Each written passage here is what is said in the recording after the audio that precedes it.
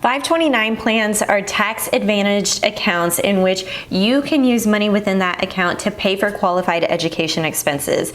There are some rules that you should be aware of when it comes to these types of accounts and saving for educational expenses for your child or beneficiary. Stick around, we're going to break down exactly what a 529 plan is in this video.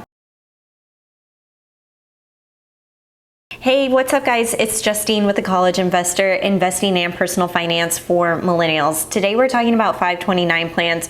It's an account that I personally have for my daughter as I think about higher education expenses, and we all know that tuition just continues to rise and rise over time. So why not get ahead of the curve by investing in these types of plans to help you pay for the qualified education expenses? But first, let's go ahead and answer the question, what is a 529 plan? 529 plans are a type of education savings account in which you can contribute money into these plans, and then that investment income grows and is tax-free so long as the money is used for qualified education expenses. It's a great tax benefit offered by the federal government, and it makes a really great and easy way to save for education expenses. The biggest advantage to a 529 plan is most people are using them to pay for higher education expenses. However, more recently the laws have changed, so now you can pay for K through 12 expenses. Especially if you're interested in putting your child through private school, you can use the money to pay for tuition for that private school K through 12. Another interesting thing about 529 plans is that each state offers their own 529 plan. So technically you can open a 529 plan in any state, but before you start comparing them side by side, know that whatever state that you live in, there could be tax incentives from the state if you invest and open a 529 plan with them in particular. Now, some states actually don't offer any tax incentives, which we'll get to in just a second. But first, you should know that there are two different types of 529 savings plans. The first is a prepaid tuition plan in which you purchase college credits at today's rate that your beneficiary then can use later on and basically like cash those in for college credits when they actually go to school. It's a great way of locking in today's rate, since we already know the trajectory of college tuition and how that's just skyrocketed over the past couple of decades. So now you can lock that in by using those prepaid tuition plans and purchasing those credits ahead of time. Just be aware that these plans typically don't offer as much flexibility as the second type of plan. The second type of 529 plan is that education savings account where you put money into it and then you can invest that money typically in mutual funds or low cost index funds, and you treat it like an investment account. Much like you would with a 401k or a Roth IRA, you're really thinking about investing for the long haul, especially if you're thinking about college versus the K through 12 expenses. You'd have about 18 years of runway to really let that income grow inside of your investing account. So as I mentioned, there are different states that offer tax incentives if you open a 529 plan with them. We actually have a whole article for you to take a look at, which we will link below in the description box. So if you navigate to table of contents and then click on tax benefits by state, this is what makes thecollegeinvestor.com so amazing, is we've made it very user friendly. Then you can take a look at the list of states that provide a tax deduction for contributions to any state plan. 7 states have tax deduction for contributions to any state plan, including Arizona, Arkansas, Kansas, Minnesota, Missouri, Montana, Pennsylvania. If you live in any of these states, then you do get a tax deduction for any contributions that you make to these accounts. Now, there are some states that have no income tax, so the tax deduction doesn't apply, such as Florida, Nevada, Texas, South Dakota, Washington, and Wyoming. Now, for states that do have income taxes, but no tax deduction for the 529 plan contributions, includes my state of California, unfortunately, Hawaii, Kentucky, Maine, New Hampshire, North Carolina, and Tennessee. So if you live in any of those states, there's no tax deduction for the 529 plan contributions. So if you were like me, who lives in California, for example, and there is no tax deduction incentive, what you can do is just open a 529 plan of your choosing, which is exactly what I did with Vanguard. So I ended up opening up a 529 plan with Vanguard and was able to start contributing to my daughter's college 529 plan, and I want to show you exactly what that looks like on the inside. So you can actually start your 529 plan well before your child is born. Heck, even conceived. So you can open the 529 plan in your name or your partner's name, and then when you have baby and baby gets a social security number, you can open up a separate 529 plan and then transfer the money that was sitting under your name over to that beneficiary because they are your child. There's actually a handful of different family relationships in which that would qualify as a beneficiary, such as a niece, a nephew, a stepdaughter, or stepbrother, and so on. So here's what I ended up doing. I was thinking about this long before I even got pregnant and had my daughter, but I thought, wouldn't it be amazing to open a 529 plan, and even if I didn't have a child, we could still use this money for qualified education expenses for ourselves if we wanted to go get future degrees. So I ended up opening this up in 2018 with a minimum investment of $3,000.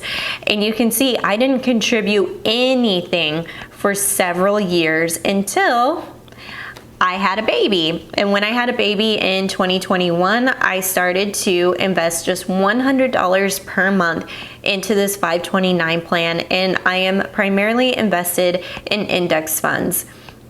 So I started with the 3K, and then once my daughter was born, I started contributing just $100 per month. A very little bit, but you can see even just $100 per month really changed the growth of my investments over time. So starting with just 3K, I now have over $7,400, $7,500 towards my daughter's college expenses, which is amazing. And by the way, she's only 2 years old, so I can only imagine how far we're going to get by the time she is ready to go to college, if that were the case. Also, if your child doesn't go to college, you can still use the money for qualified education expenses as it relates to a tech or trade school. I've mentioned qualified education expenses, that terminology, quite a bit so far. So what exactly does that include?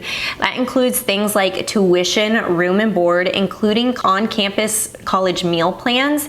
It also includes any technology equipment that would aid that student in their education, such as a laptop.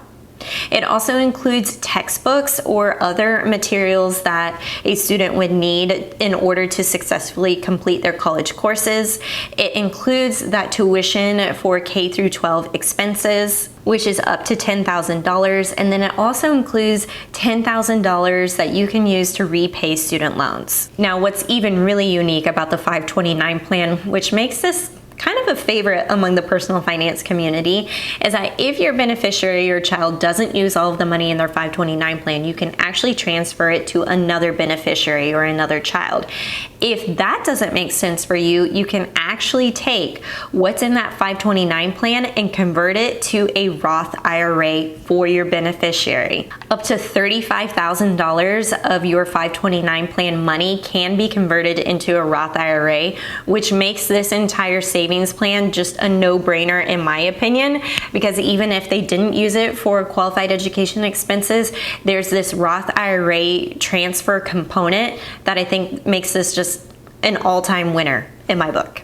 So there's definitely major tax advantages for the 529 plan contributions. Any investment income that you make inside of these accounts are not taxed at the federal or state level. Additionally, when you take distributions from these accounts, as long as you're paying for those qualified education expenses, you will not be taxed on it either. And then again, check with your state specific incentives for any types of plans they might offer that offer a tax deduction. Again, definitely check out the link for the collegeinvestor.com article that shares every single state and their tax deductions if they offer one. All right, so let's dive into just a couple of frequently asked questions to make sure you have a great understanding of this. So the first is, are there any contribution limits that you can make to a 529 plan? And yes, there is. For a single individual who is contributing to a 529 plan, you can contribute up to $17,000 per beneficiary.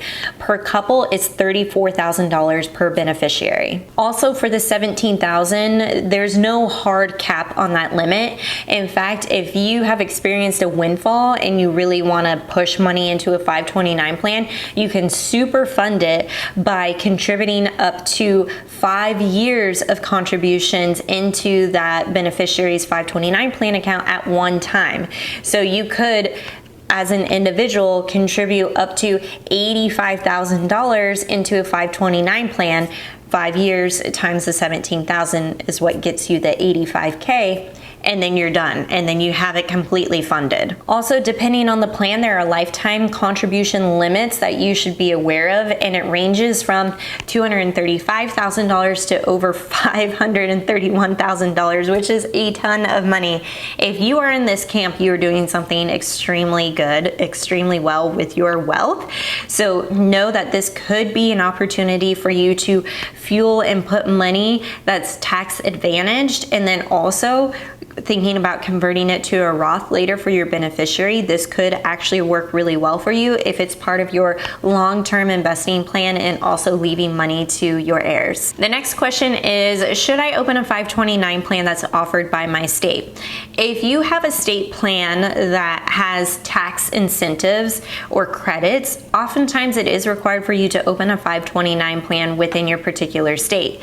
If you live within a state that doesn't offer any tax incentives, then you can really choose any plan that you want to go with, such as with my example when I opened my 529 plan with Vanguard. And lastly, what alternatives are there to 529 plans?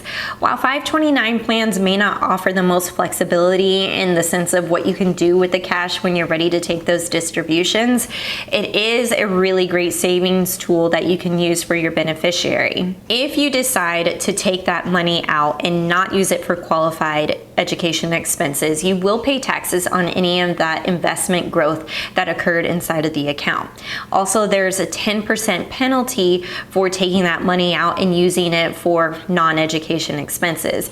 If you want an account that offers more flexibility that you want to use for your child, let's say you want to do an investing account where they can use the money to purchase a new car or pay for a wedding or perhaps build a down payment, you might want to look into a UGMA or a UTMA account.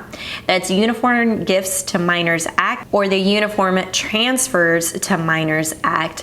We have a whole article explaining the differences between the two. They do offer more flexibility than the 529 plan, and they also come with their own regulations and limits. All right, so that's a quick rundown of how 529 plans work, the pros and cons, and what type of tax deductions and incentives are available to you. Do you have a 529 plan? Let us know in the comments. And if you like this video, be sure to give it a big thumbs up. And don't forget to subscribe to the College Investor channel, where we talk about all things personal finance and investing for millennials. And we'll catch you in the next video.